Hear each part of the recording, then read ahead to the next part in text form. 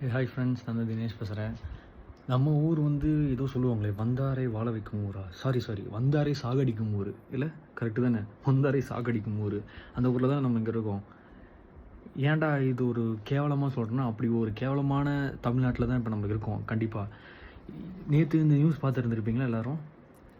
ஒரு ஹிந்திக்கார ஒரு பையன் கூட சொல்ல முடியாது, அவர் ஒரு பெரிய ஆள், என்னையோட பெரிய ஆள், 32 இயர்ஸ் ஓல்டு. அப்படிப்பட்ட ஒரு ஆளை ஒரு 18-17 வயசு பசங்க 4 பேர் சேர்ந்து வெட்டி வெட்டி வெட்டி கொலை முயற்சி பண்ணி அவர் இப்போ உயிருக்கு போராடிட்டு இருக்காரு. அப்படிப்பட்ட ஊரில் எல்லாம் இருக்கோம் நாம்.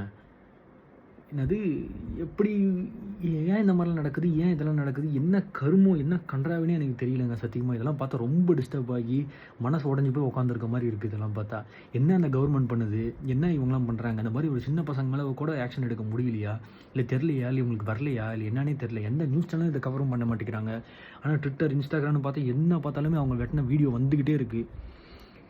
ரேப் பண்ணாலும் ஒரு இதுவும் கண்டுக்கிறது இல்லை, ஹராஸ்மெண்ட் பண்ணாலும் ஒன்றும் கண்டுக்கிறது இல்லை, என்ன நடந்தாலும் ஒன்றும் கண்டுக்கிறது இல்லை. இது ஆப்போசிட் பார்ட்டி ஏதாவது பண்ணிட்டாங்கன்னா உடனே சிஎம்க்கு உடம்பு சரியில்லையா, அப்படி மனசு வலிக்குதான் உடனே பார்க்க போவாங்க, ஒருத்தர் வந்து அழுவார். இல்லை என்ன நடக்குது, எங்களை என்ன ஏமாற்றிட்டு இருக்கீங்கன்னு எனக்கு தெரில.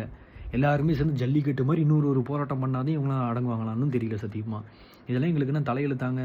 இவ்வளோ நான் இந்த மாதிரி டாய்ஸ் கலெக்ஷன், இந்த மாதிரி ட்ராவல் வீடியோ போட்டிருந்தேன், என்னையவே மனசு உடஞ்சி இந்த மாதிரிலாம் பேச வைக்கிறாங்க. தயவு செஞ்சு ஏதோ ஒரு ஆக்ஷன் எடுங்க, பெரிய ஆக்ஷனாக எடுத்து இதெல்லாம் நடக்கிற தடுத்து நிறுத்துங்க தயவு செஞ்சு ப்ளீஸ். என்ன சொல்கிறதுன்னு தெரியல இந்த கவர்மெண்ட்டை பார்த்து.